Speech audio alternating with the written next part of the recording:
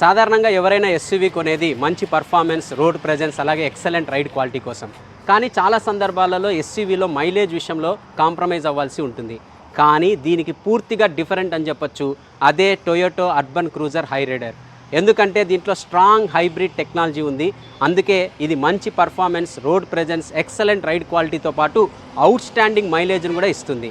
So ఈ car యొక్క మైలేజ్ని నేను రియల్ వరల్డ్లో టెస్ట్ చేయబోతున్నాను. అది కూడా తిరుపతి నుండి హైదరాబాద్, అలాగే హైదరాబాద్ నుండి తిరుపతి వరకు సింగిల్ ఫుల్ ట్యాంక్తో నేను 1200 కిలోమీటర్స్ వరకు డ్రైవ్ చేసి ఎంతవరకు మైలేజ్ ఇస్తుందనేది కూడా నేను ప్రాక్టికల్గా మీకు చూపించబోతున్నాను. సో వీడియో చాలా ఇంట్రెస్టింగ్గా ఉంటుంది, ఎండ్ వరకు స్కిప్ చేయకుండా చూడండి. సో ఈ మెగా మైలేజ్ టెస్ట్ని అఫీషియల్గా ఫ్లాగ్ ఆఫ్తో స్టార్ట్ చేయాల్సిందిగా టొయోటో CEO దేవ్ సేనాపతి గారిని ఇన్వైట్ చేస్తున్నాను. Sir please sir. Welcome.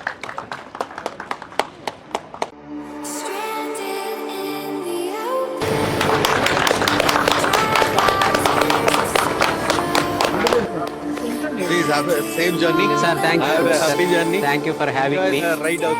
Definitely, sir. Thank you for everything.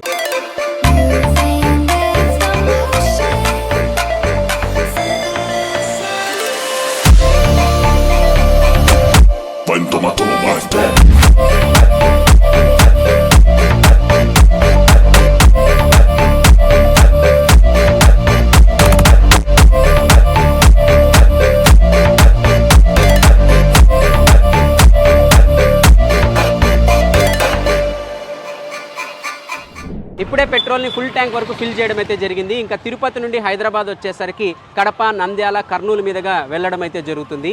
ఈ డ్రైవ్ మొత్తం కేవలం హైవేస్ మాత్రమే కాదండి, ఘాట్ సెక్షన్ అలాగే టఫ్ రోడ్స్లో కూడా ట్రావెల్ చేయడం అయితే జరుగుతుంది. సో మొత్తం డ్రైవ్ కూడా చాలా ఎక్సైటెడ్గా ఉండబోతోంది.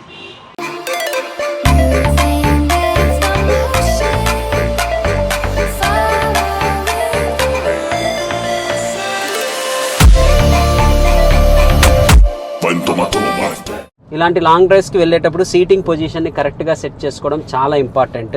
అండ్ హై రైడర్లో మీరు సీట్ని మీకు తగ్గట్టు మాన్యువల్గా అడ్జస్ట్ చేసుకోవచ్చు. అలాగే ఈ స్టీరింగ్ వీల్ కూడా బోత్ రీచ్ అండ్ అలాగే హైట్ రెండు కూడా మనము అడ్జస్ట్ చేసుకోవచ్చు. అండ్ ఇక్కడ నాకు బాగా నచ్చిన విషయం ఏమిటంటే విజిబిలిటీ. చాలా క్లియర్గా మనకి బానెట్ అనేది కనపడుతుంది. సో ఆ ఎస్యూవీ ఫీల్ అనేది మీరు కార్లో కూర్చోగానే మీరు నోటీస్ చేయొచ్చు. సో చాలా హ్యాపీగా మీరు సీట్ని సెట్ చేసుకొని హైవేస్లో లాంగ్ డ్రైవ్కి వెళ్ళొచ్చు హై రైడర్లో. ఇక పవర్ ట్రైన్ విషయానికి వస్తే ఇది హైబ్రిడ్ కాబట్టి బోత్ పెట్రోల్ ఇంజన్తో పాటు మనకి ఎలక్ట్రిక్ మోటార్ కూడా ఉంటుంది హై రైడర్లో. పెట్రోల్ ఇంజన్ వచ్చేసరికి 1.5 లీటర్ 3 సిలిండర్ పెట్రోల్ ఇంజన్. ఇది 92.45 HP పవర్ని అలాగే 122 Nm టార్క్ని ప్రొడ్యూస్ చేస్తుంది. ఇంకా ఎలక్ట్రిక్ మోటార్ వచ్చేసరికి 80.2 HP పవర్ని అలాగే 141 Nm టార్క్ని ప్రొడ్యూస్ చేస్తుంది. అండ్ స్ట్రాంగ్ హైబ్రిడ్ వచ్చేసరికి మనకి ఆటోమేటిక్ గేర్ బాక్స్తో మాత్రమే అందుబాటులో ఉంటుంది. మీలో చాలామందికి హైబ్రిడ్ టెక్నాలజీ గురించి తెలిసే ఉంటుంది, బట్ తెలియని వాళ్ళ కోసం ఇంకొకసారి ఎక్స్ప్లెయిన్ చేస్తాను. హైబ్రిడ్ కార్ అంటే ఇక్కడ పెట్రోల్తో పాటు ఎలక్ట్రిక్ మోటార్ రెండు కాంబినేషన్లో కూడా మనకి కార్ అనేది వర్క్ అవుతుంది. ఏది ఎప్పుడు వర్క్ అవుతుంది అనేది మనం డ్రైవ్ చేసే కండిషన్ బట్టి వేరీ అవుతూ ఉంటుంది.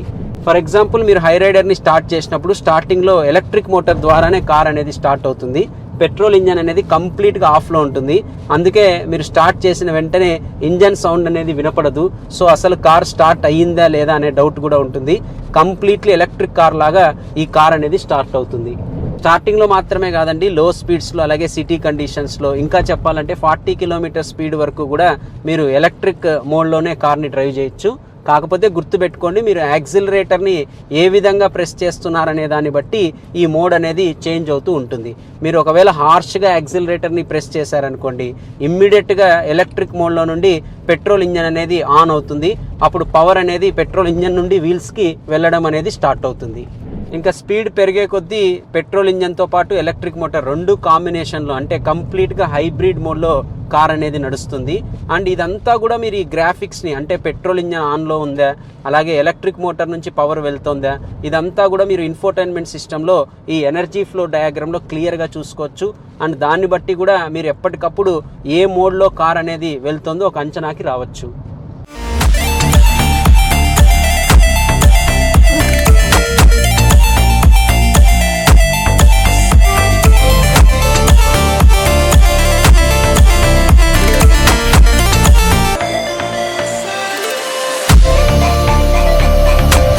Cuento mató.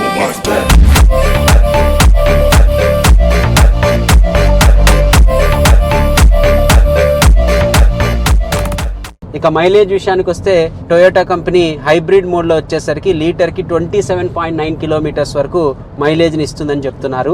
మనం ఈ లాంగ్ డ్రైవ్లో ఈ రికార్డును కూడా మనము దాటబోతున్నాం ఖచ్చితంగా. ఎందుకంటే మనం డ్రైవ్ చేసే దాన్ని బట్టే మైలేజ్ అనేది వేరీ అవుతుంటుంది. ఈ హైబ్రిడ్ కార్స్లో మాత్రమే కాదండి, ఈవెన్ ఎలక్ట్రిక్ కార్స్లో కూడా నేను ఇందాక నుంచి చెప్తున్నట్టు యాక్సిలరేటర్ని మీరు ఎలా ప్రెస్ చేస్తున్నారు, బ్రేక్స్ ఎలా అప్లై చేస్తున్నారు అనే దాన్ని బట్టి మైలేజ్ అనేది వేరీ అవుతూ ఉంటుంది. ఈ హైరైడర్లో నాకు బాగా నచ్చిన విషయం ఏమిటంటే ఈ పెట్రోల్ నుండి ఎలక్ట్రిక్ కానీ లేదా ఎలక్ట్రిక్ నుండి పెట్రోల్ కానీ ఈ మారేటప్పుడు కూడా మనకి ఎలాంటి ప్రాబ్లం ఉండదు. చాలా స్మూత్గా ఆటోమేటిక్గా ఈ మోడ్స్ అనేది కంటిన్యూస్గా ట్రాన్స్ఫర్ అవుతూనే ఉంటాయి. సో మీరు కాన్సన్ట్రేషన్ అంతా మీరు ఎలా డ్రైవ్ చేయాలనే దాని మీద పెడితే ఆటోమేటిక్గా మైలేజ్ అనేది మనకు తగ్గట్టు ఇస్తుంది. ఇప్పుడు మనం వచ్చేసరికి కడపకి 25 కిలోమీటర్స్ దూరంలో ఉన్నాం. ఎగ్జాక్ట్ లొకేషన్ చెప్పాలంటే ఒంటిమిట్ట దేవాలయంకి ఆపోజిట్లో ఉన్నాం. అండ్ టైం వచ్చేసరికి ఆల్మోస్ట్ 5:15 అవుతుంది. మనం ఈ డ్రైవ్ని ఆఫ్టర్నూన్ స్టార్ట్ చేయడం అయితే జరిగింది. చాలా టైమే పట్టింది ఇక్కడికి రావడానికి. ఎందుకంటే మనం మైలేజ్ని మ్యాక్సిమం ఎక్స్ట్రాక్ట్ చేయాలంటే స్పీడ్ ఎక్కువగా వెళ్ళకూడదు. ఎందుకంటే ఒక స్పెసిఫిక్ స్పీడ్లో మనం నడిపినప్పుడే మ్యాక్సిమం మైలేజ్ని మనం ఎక్స్ట్రాక్ట్ చేయొచ్చు. సో మ్యాక్సిమం నేను 80 కిలోమీటర్ స్పీడ్ వరకు కార్ని డ్రైవ్ చేసుకుంటూ రావడం అయితే జరిగింది. ఇంకా సస్పెన్షన్ గురించి మాట్లాడాల్సి వస్తే రోడ్ కండిషన్ గురించి కూడా మాట్లాడుకోవాలి. తిరుపతి నుండి కడప రోడ్డు తీసుకుంటే ఆల్మోస్ట్ మనకి డబల్ రోడ్డే, హైవే అయితే కాదు.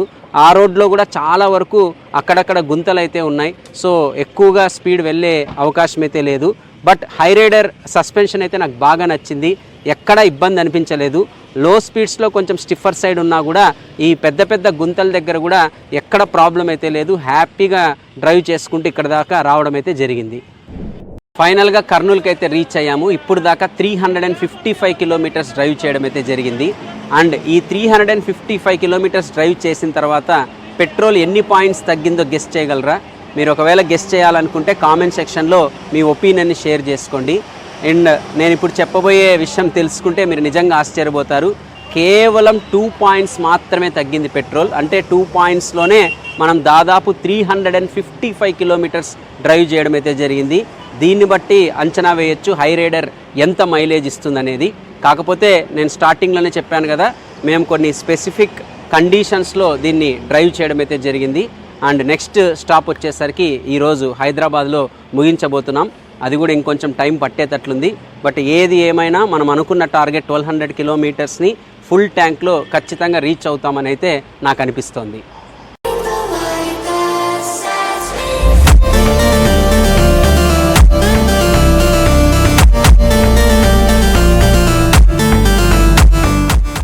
ఆల్మోస్ట్ 600 కిలోమీటర్స్ అలాగే 13 అవర్స్ జర్నీ తర్వాత ఫైనల్గా హైదరాబాద్కి రీచ్ అవ్వడం అయితే జరిగింది. హైరైడర్ అలసిపోయిందో లేదో తెలియదు కానీ నేనైతే కంప్లీట్గా అలసిపోయాను. అండ్ మళ్ళీ త్వరగా లేయాలి, ఎందుకంటే డే 2 జర్నీ కూడా మళ్ళీ ఇక్కడి నుండి హైదరాబాద్ నుండి తిరుపతికి వెళ్ళాలి. కాబట్టి మిమ్మల్ని నేను డే 2లో కలుస్తాను. Good night.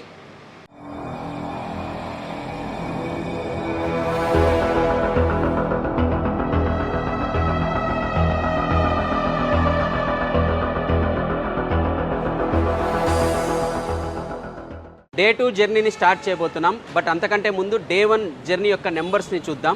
టోటల్ 544 కిలోమీటర్స్ని డ్రైవ్ చేయడం అయితే జరిగింది. అండ్ మాకు వచ్చిన యావరేజ్ ఫ్యూయల్ ఎఫిషియన్సీ వచ్చేసరికి 25 కిలోమీటర్స్గా చూపిస్తోంది. కాకపోతే ఇక్కడ గుర్తుపెట్టుకోండి, మేము ఏసీని కూడా ఆన్లో పెట్టుకొని ఈ జర్నీ మొత్తం కూడా ట్రావెల్ చేశాము. ఒకవేళ ఏసీని ఆఫ్ చేసిందంటే ఇంకా ఇప్పటికే మనం అనుకున్న టార్గెట్ అదే 28 కిలోమీటర్స్ పర్ లీటర్ టార్గెట్ని రీచ్ అవుతాం. అండ్ ఇంకా ఫ్యూయల్ రేంజ్ వచ్చేసరికి మనకి ఇప్పటికి కూడా 763 కిలోమీటర్స్ వరకు చూపిస్తోంది. బట్ మనం డ్రైవ్ చేసే కొద్దీ అది ఈజీగా 800 కిలోమీటర్స్ పైన కూడా దాటుతుంది. సో టోటల్ కలుపుకుంటే ఈజీగా ఫుల్ ట్యాంక్కి 1350 కిలోమీటర్స్ వరకు కూడా రేంజ్ ఇచ్చే అవకాశం అయితే ఉంది.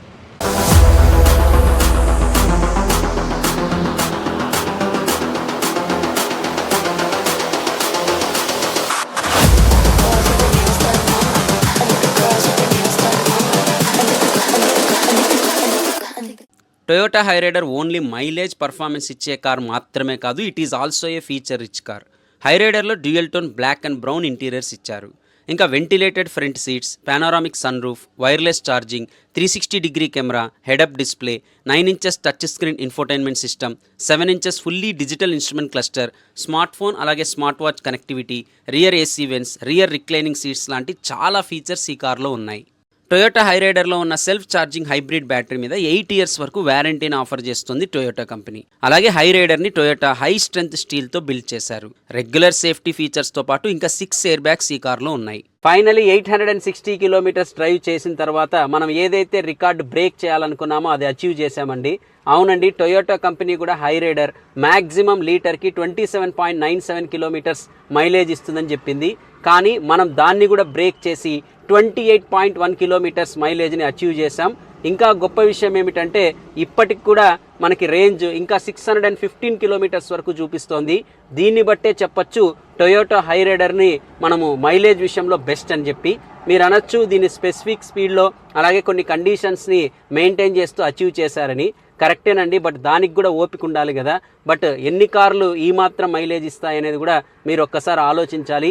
ఏది ఏమైనా టొయోటా హైరైడర్ మైలేజ్ విషయంలో మాత్రం అవుట్ స్టాండింగ్ రిజల్ట్ని అయితే అచీవ్ చేశాం. ఫస్ట్ డే కంప్లీట్గా ఏసీని ఆన్లో పెట్టి డ్రైవ్ చేశాను. సెకండ్ డే మాత్రం కంప్లీట్గా ఏసీ ఆన్ చేసుకోలేదు. దీనికి మెయిన్ రీజన్ నేను అనుకున్న టార్గెట్ అదే లీటర్కి 28 కిలోమీటర్స్ మైలేజ్ని త్వరగా అచీవ్ చేయాలని కొన్నిసార్లు ఏసీని ఆఫ్ చేయడం అయితే జరిగింది. దాదాపు నిన్నటి నుండి ఈ రోజు వరకు కంటిన్యూస్గా డ్రైవ్ చేశాను. ఇంకా ఎగ్జాక్ట్గా చెప్పాలంటే నిన్న ఆఫ్టర్నూన్ 1:45 స్టార్ట్ అయితే మళ్ళీ ఇప్పుడు టైం వచ్చేసరికి అర్ధరాత్రి 1:30 అవుతోంది. ఇది కేవలం మైలేజ్కి మాత్రమే టెస్ట్ కాదు, డెడికేషన్, డిటర్మినేషన్ అన్నిటికీ మించి పేషెన్స్కి కూడా టెస్టే. ఈ మొత్తం ప్రయాణంలో సుమారు 1200 పైన కిలోమీటర్లు కవర్ చేయడం అయితే జరిగింది. అండ్ ఈ మొత్తం జర్నీలో హీరో ఎవరైనంటే ఖచ్చితంగా టొయోటా హైరైడర్ అని చెప్పొచ్చు. ఈ జర్నీ మొత్తంలో కూడా ఎక్కడైతే స్ట్రెయిన్ అవ్వలేదు.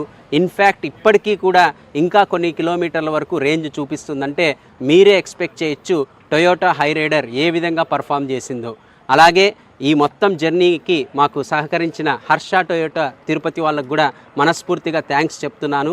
ఏది ఏమైనా ఈ జర్నీలో నేను చాలా విషయాలు నేర్చుకున్నాను. అండ్ అన్నిటికీ మించి ఒక మంచి ఎక్స్పీరియన్స్తో ఇంటికి వెళ్తున్నాను. హోప్ మీకు ఈ వీడియో నచ్చిందని అనుకుంటున్నాను.